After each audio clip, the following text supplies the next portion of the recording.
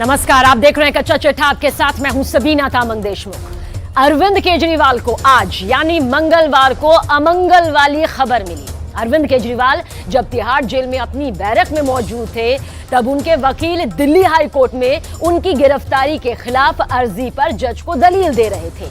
लेकिन जब अदालत ने अपना फैसला सुनाया तो दोनों पक्ष के वकील सुनते रह गए। शराब घोटाले में अरविंद केजरीवाल की अर्जी पर आज कोर्ट का ऑर्डर बता रहा है कि यह केस किस तरफ आखिर बढ़ रहा है।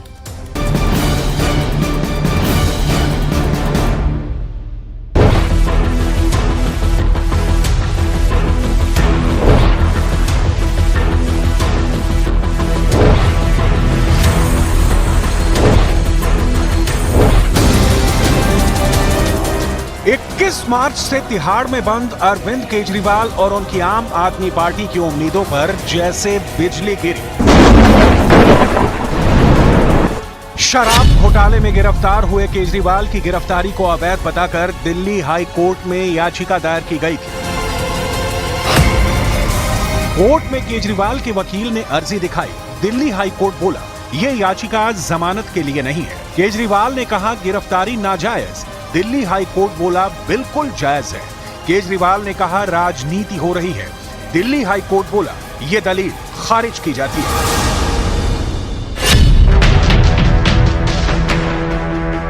दिल्ली हाई कोर्ट में बहुत उम्मीदों के साथ गए अरविंद केजरीवाल। खासकर संजय सिंह को मिली जमानत के बाद आम आदमी पार्टी के हौसले भी बुलंद थे। देखो देखो कौन आया। लेकिन मंगलवार को दिल्ली हाई कोर्ट में जब जस्टिस स्वर्ण कांता शर्मा की अदालत लगी तो मिनटों के अंदर अदालत में सब कुछ ऐसे गुजर गया जैसे पैरों तले जमीन खिसक गई हो। दिल्ली हाईकोर्ट ने अरविंद केजरीवाल की गिरफ्तारी के खिलाफ याचिका को खारिज कर दिया। हाईकोर्ट में जस्टिस स्वर्ण कांता शर्मा ने कहा कि अदालत इस चरण में आरोपी से सरकारी गवाह बने गवाहों के बयानों की जांच नहीं कर सकती। हालांकि आरोपी को ट्रायल के दौरान इस पर सवाल उठाने का हक जरूर है। जांच एजेंसी यानी ईडी को आरोपियों की सुविधा के हिसाब से जांच का निर्देश नहीं दिया जा सकता। कोर्ट ने यह भी कहा कि याचिकाकर्ता यानी कि अरविंद केजरीवाल गिरफ्तारी को टालने की कोशिश करते हैं, इसलिए वो जांच एजेंसी यानी ईडी पर दुर्भावना का आरोप नहीं लगा सकते। दिल्ली हाईकोर्ट ने अपने आदेश में साफ कहा कि अदालत कानून के हिसाब से काम करती है, राजनीतिक आरोप प्रत्यारोप के मुताबिक नहीं। कोर्ट ने कहा कि अदालत का काम सबूतों के आधार पर न्याय देना है और वो किसी दबाव में नहीं आती। अब ये बात साफ है कि अरविंद केजरीवाल अभी तिहाड़ जेल में ही रहेंगे। दिल्ली हाई कोर्ट ने उनकी गिरफ्तारी को सही बताया है। कोर्ट ने कहा है कि इस केस में गोवा चुनाव में पैसे भेजने के सबूत दिखे हैं और ईडी को मिली रिमांड गैर कानूनी नहीं है। कोर्ट ने केजरीवाल की दलीलें खारिज कर दी कि उनकी गिरफ्तारी के लिए पूरे सबूत नहीं है। कोर्ट ने गिरफ्तारी की टाइमिंग से लेकर सरकारी गवाहों पर उठाए गए सवाल को खारिज कर दिया। आज जो फैसला आया वो फैसला जज ने बहुत मेहनत के बाद, सारा एविडेंस देखने के बाद, केस फाइल देखने के बाद, सारी जांच करने के बाद जजमेंट दिया है और न्याय किया है। और कोर्ट ने ये भी कहा है कि एविडेंस मिला है और एविडेंस जो है मनी लॉन्ड्रिंग और मनी ट्रेल पूरा मिला है। ये सारी जिक्र जो है, ये सारा जिक्र जो है जजमेंट में है। ईडी केजरीवाल ने कहा कि अरेस्ट गलत है। कोर्ट ने उसकी जो दलील है, उसकी जो बहस है वो खारिज कर दी, बोले अरेस्ट लीगल है। केजरीवाल की गिरफ्तारी को लेकर चल रहे सियासी तूफान से कोर्ट ने खुद को बेअसर बताया है, लेकिन कोर्ट के बाहर फिर इस जंग का नया मोर्चा खुल गया है।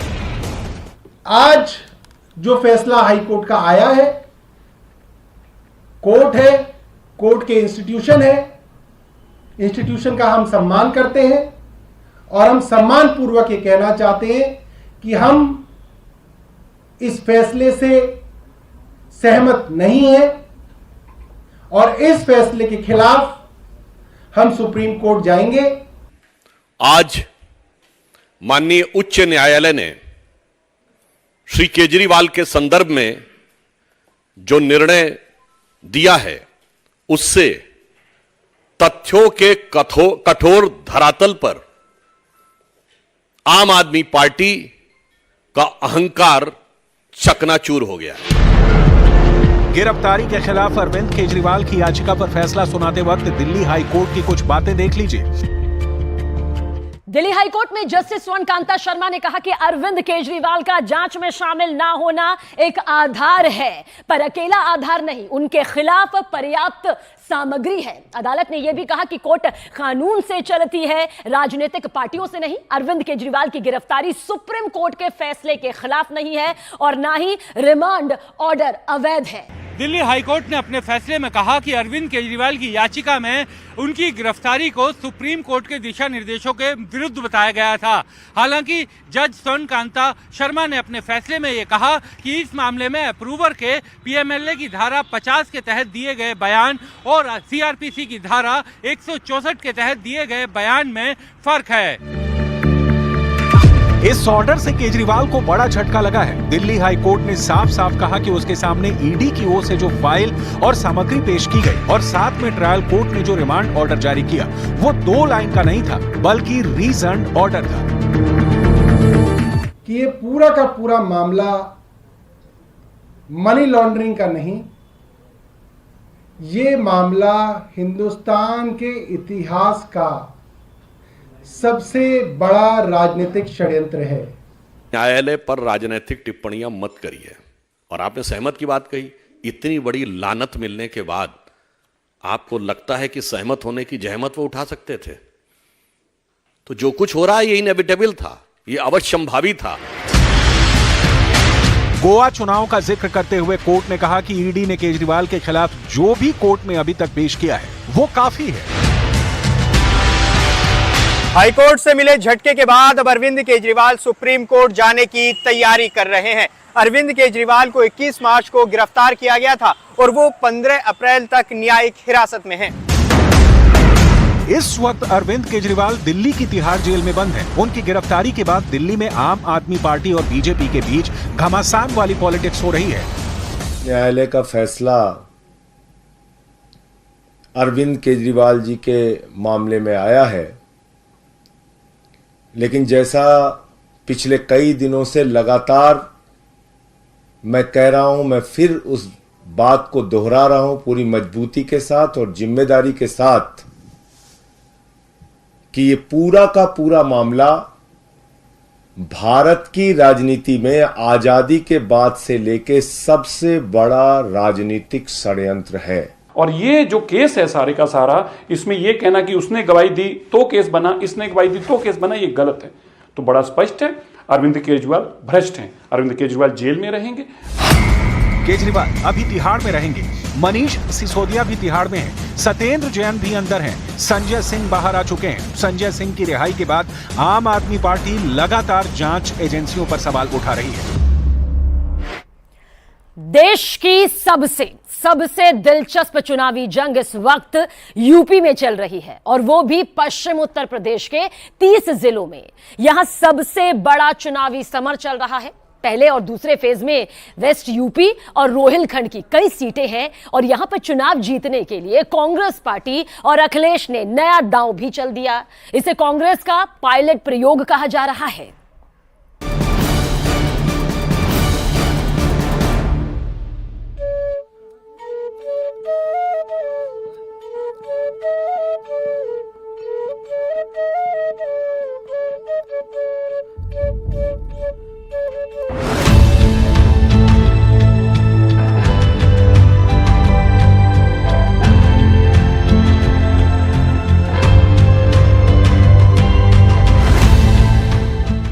उन्नीस अप्रैल को उत्तर प्रदेश के अंदर पहला वोट पड़ने जा रहा है।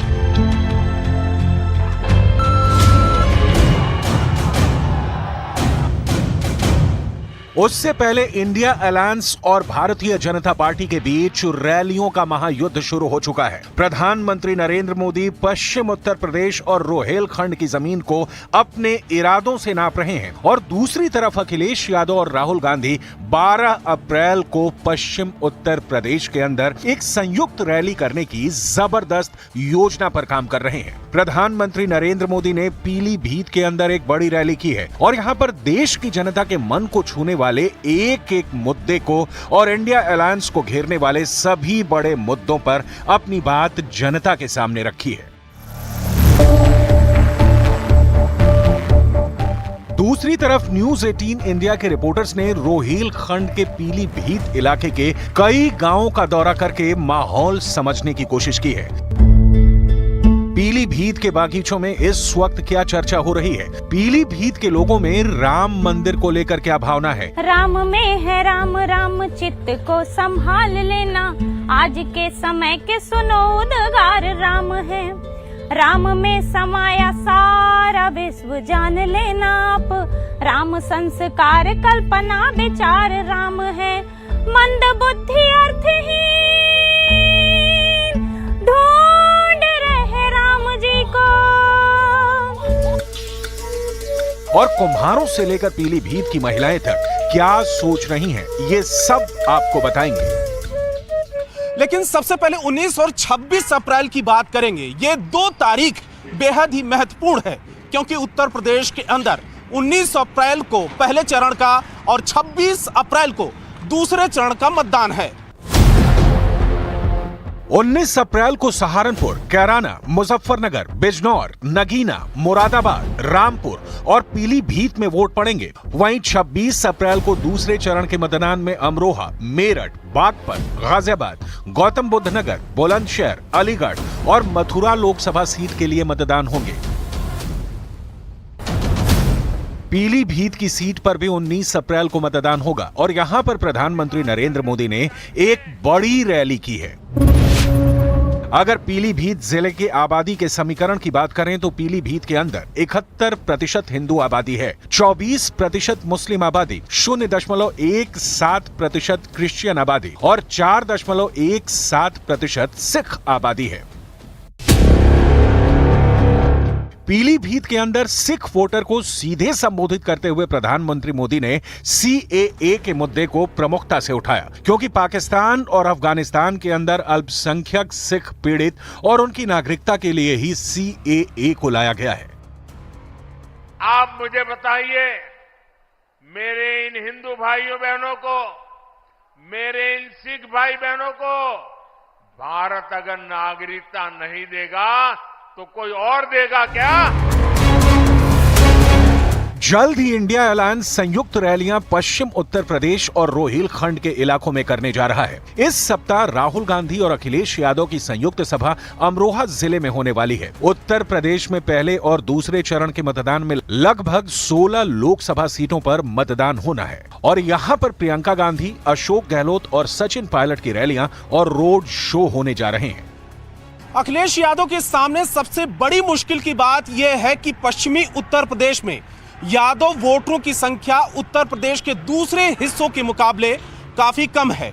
अखिलेश यादव और मुस्लिम के बेस पर अपनी राजनीति करते हैं। यही वजह है कि पश्चिमी उत्तर प्रदेश में जयंत चौधरी के साथ में गठबंधन करके जाट और मुस्लिम के बेस पर वो बीजेपी को हराने की प्लानिंग कर रहे थे, लेकिन जयंत चौधरी के बीजेपी के पाले में जाने के बाद अखिलेश की यह प्लानिंग कामयाब होती हुई नहीं दिख रही है।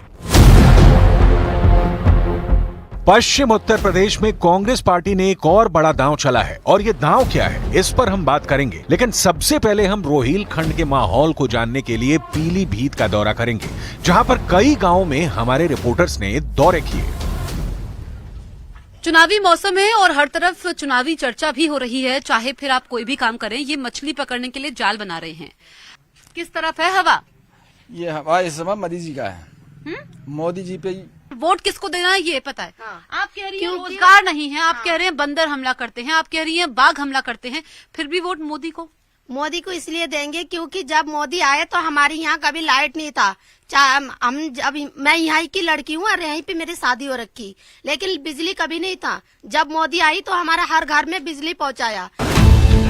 पिछले 2 लोकसभा चुनाव को देखते हुए बीजेपी की ताकत का अंदाजा लगाना मुश्किल नहीं है, लेकिन कांग्रेस पार्टी ने अपनी जड़ों को पश्चिम उत्तर प्रदेश के अंदर मजबूत करने के लिए राजस्थान के अपने 2 बड़े नेताओं को पश्चिम उत्तर प्रदेश के जंगी मैदान में उतार दिया है। इनमें पहला नाम है अशोक गहलोत का, जो ओबीसी वर्ग से आते हैं, और दूसरा नाम है सचिन पायलट का, जो राजस्थान के बड़े गुर्जर नेता हैं और गुर्जर समुदाय के बीच में उनकी काफी लोकप्रियता मानी जाती है। प्रधानमंत्री नरेंद्र मोदी खुद भी ओबीसी लीडर हैं, इसीलिए कांग्रेस पार्टी का ये दांव कितना चल पाएगा कहना मुश्किल है। लेकिन प्रधानमंत्री मोदी ने पश्चिम उत्तर प्रदेश और रोहिलखंड के मुद्दे पर बात करते हुए गन्ना किसानों को सीधे संबोधित किया है।